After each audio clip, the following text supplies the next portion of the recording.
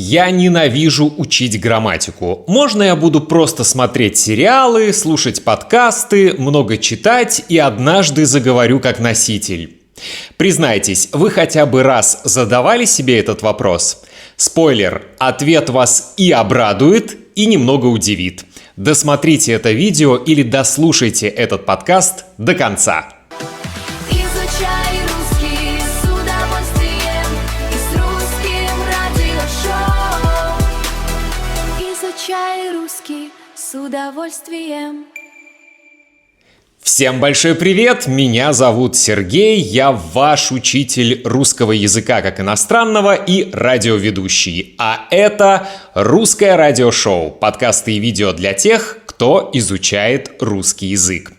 Сегодня у нас выпуск номер 135. Вы можете включить субтитры на русском или каком-нибудь другом языке, а еще лучше зайти на мой сайт russianradioshow.com и скачать полную транскрипцию. Там вы сможете переводить незнакомые слова и фразы, делать разные пометки и полноценно работать с этим текстом. Это очень полезно для визуального запоминания слов в контексте и целых фраз. Сегодня мы будем говорить о том, работает ли метод изучения русского языка без грамматики. Никто не любит сидеть часами над таблицами. Когда мы начинаем изучать новый язык, мы хотим общения, мы хотим понимать шутки в видео, слушать интервью, читать новости. Во всем мире уже давно заслуженно популярен метод естественного погружения. Это не какой-то мимолетный тренд. Я сам пропагандирую этот подход уже больше 6 лет. Его суть проста. Вы много раз слушаете интересные подкасты, читаете транскрипции, переводите новые слова и просто привыкаете к живой речи. Ваш мозг начинает автоматически запоминать целые фразы. И знаете что? Это действительно потрясающий метод. Этот подход имеет серьезное научное обоснование. Знаменитый лингвист Стивен Крашен создал гипотезу ввода. Он доказал, что мы лучше всего усваиваем язык, когда получаем много понятной и интересной информации. То есть, когда вы слушаете этот подкаст с транскрипцией, вы делаете самую правильную вещь на свете. Вы формируете языковую интуицию. Никакая зубрежка правил не даст вам такого чувства живой речи, как регулярное прослушивание. Но есть одно важное «но». Особенно, когда мы говорим о русском языке. Если этот метод так хорош, почему многие студенты, которые часами слушают русскую речь, все равно делают ошибки, когда начинают говорить сами? Дело в том, что русский язык особенный, как бы пафосно это ни звучало. В английском, испанском и в других языках очень многое решает строгий порядок слов. А в русском языке смысл строится на маленьких деталях, на окончаниях, приставках, суффиксах. У нас есть 6 падежей, сложная система глаголов совершенного и несовершенного вида, глаголы движения с приставками, без приставок и много других приятных и не очень приятных для студентов сюрпризов. Представьте такую простую ситуацию. Я говорю: студент читает книгу, или книгу читает студент, или читает книгу студент. Смысл абсолютно одинаковый. Почему? Потому что окончания показывают нам, кто субъект, а где объект. А теперь давайте посмотрим на глаголы. Это вообще отдельная вселенная, в которой интуиция часто не работает. Вы рассказываете русскому другу о вчерашнем дне и говорите: «Вчера я сдал экзамен». Друг начинает вас поздравлять и говорит: «Молодец, отлично!» А вы удивляетесь, потому что вы еще не знаете результат. Проблема в том, что без знания грамматики вы перепутали вид глагола. «Я сдавал экзамен» — несовершенный вид. Это просто процесс. Вы сидели в аудитории и писали тест. А «я сдал экзамен» — совершенный вид. Это финал, вы получили хорошую оценку. Одно маленькое отличие меняет весь смысл разговора. Или возьмем знаменитые русские глаголы движения. Вы слушаете историю и слышите слова «пошел», «пришел», «ушел», «перешел», «обошел», «буф». Везде прячется один и тот же глагол «шел», но маленькая приставка в начале полностью меняет направление. Он пришел, мы рады, он здесь, в комнате. Он ушел, нам грустно, его больше нет, он покинул нас. Он перешел, он был на одной стороне улицы, а теперь на другой. Если вы только слушаете язык, ваш взрослый мозг просто привыкает понимать общий смысл из контекста. Он ленится и не замечает эти критически важные приставки и окончания.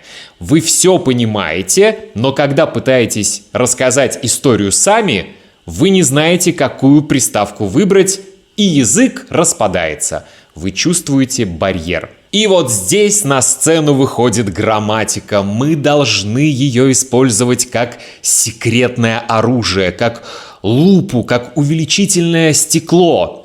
Если вы согласны, что грамматика нужна, но при этом всей душой ненавидите скучную зубрежку, я рад пригласить вас на мой новый онлайн-курс «Русский с удовольствием. 130 полезных глаголов для студентов среднего уровня». Это не просто сухая теория, это глубокий, практический, грамматический видеокурс, созданный специально для студентов уровней от B1 до B2 и выше. Мы возьмем 130 самых важных живых глаголов и разберем их так, чтобы вы наконец-то почувствовали логику русского языка и начали говорить абсолютно уверенно и без стресса. Что вас ждет? Полное погружение. Вас ждут 22 видеоурока, где мы шаг за шагом проходим теорию и вместе практикуемся. Все подсказки и подробные объяснения звучат исключительно на русском языке. Огромная база для самостоятельной работы. Я сделал для вас 45 PDF-файлов, рабочих листов с большим количеством грамматических упражнений, с живыми диалогами и, конечно, ответами для удобной самопроверки. И самое главное, вы получаете полный доступ к онлайн-курсу на целых 6 месяцев. Это значит, что вы можете учиться в абсолютно комфортном для вас темпе, смотреть мои видеоуроки в удобное время, делать упражнения, когда у вас есть свободная минутка, а также легко следить за своим собственным прогрессом. Единственное требование к студентам: у вас уже должно быть уверенное знание базовой грамматики, уровня B1 как минимум, и понимание причастий и деепричастий. Это очень важно, потому что эти конструкции встречаются в упражнениях. Обещаю, после этого курса вы перестанете бояться падежей, значительно расширите свой словарный запас и начнете правильно использовать глаголы в любой ситуации. Ссылка на курс уже ждет вас в описании к этому выпуску. Изучай русский с удовольствием. А мы продолжаем. Есть еще один исследователь, Ричард Шмидт, и его гипотеза замечания. Он доказал одну простую вещь. Чтобы ваш мозг навсегда запомнил какую-то форму или конструкцию из подкаста или видео, ваш мозг должен сознательно ее заметить. Как это работает на практике?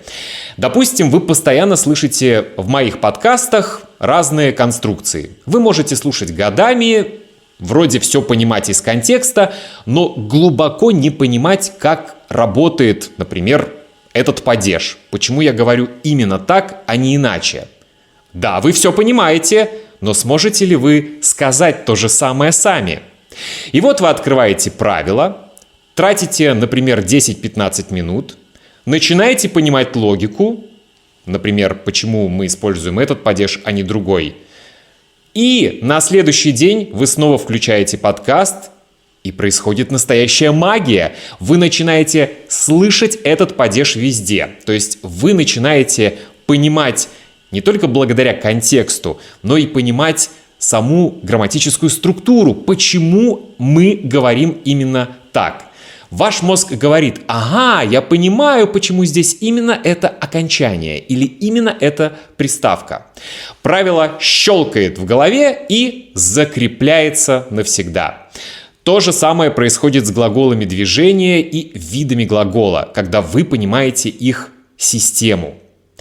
Друзья, здесь очень важно понимать еще одну вещь. В изучении языка разные навыки развиваются по-разному, и для каждого нужен свой подход. Если вы хотите только хорошо понимать русскую речь на слух, вы много слушаете и смотрите. Это расширяет ваш словарный запас, вы автоматически запоминаете интересные конструкции. Помогает этот метод понимать речь на слух? 100%. Помогает этот метод говорить? Скорее всего, нет. Чтобы научиться говорить, нужен другой навык – навык говорения. И здесь важно тренировать речевой аппарат. Для этого отлично подходит техника shadowing, когда вы слушаете подкаст и повторяете фразы вслух, например, за мной, копируя интонацию. И, конечно, очень важно, об этом я говорил уже миллион раз, нужно регулярно говорить на русском с живыми людьми. Не с искусственным интеллектом. Он иногда говорит такую ерунду, что уши в трубочку заворачиваются. Очень хорошая фраза. И, наконец, если вы хотите знать грамматику и говорить правильно, вы учите грамматику и делаете упражнения. Понимаете логику? Все взаимосвязано. Идеальный алгоритм, который советует наука, называется фокус на форме. Грамматика – это ваш скелет, а подкасты, видео, фильмы и разговорная практика – это ваши мышцы. Поэтому мой главный совет вам – ищите баланс и развивайте все навыки. Навык понимания русской речи на слух, навык говорения, навык правильного говорения. Для этого нужна грамматика. Посвящайте, например, 70% вашего времени тому, что приносит удовольствие. Слушайте подкасты, делайте shadowing, читайте транскрипции, смотрите фильмы, общайтесь с друзьями на русском. Но оставьте 30% времени на точечный разбор грамматики и упражнения. Не бойтесь падежей и видов глагола. Изучайте их дозированно. И тогда этот комплексный подход позволит вам не только отлично понимать русскую речь на слух, но и говорить красиво, грамотно, не как Тарзан, и абсолютно уверенно. На сегодня все. С вами был Сергей. Продолжайте изучать русский с удовольствием. Записывайтесь на мой грамматический онлайн-курс прямо сейчас, пока есть места. Слушайте и смотрите «Русское радиошоу». До встречи в следующем выпуске. Пока!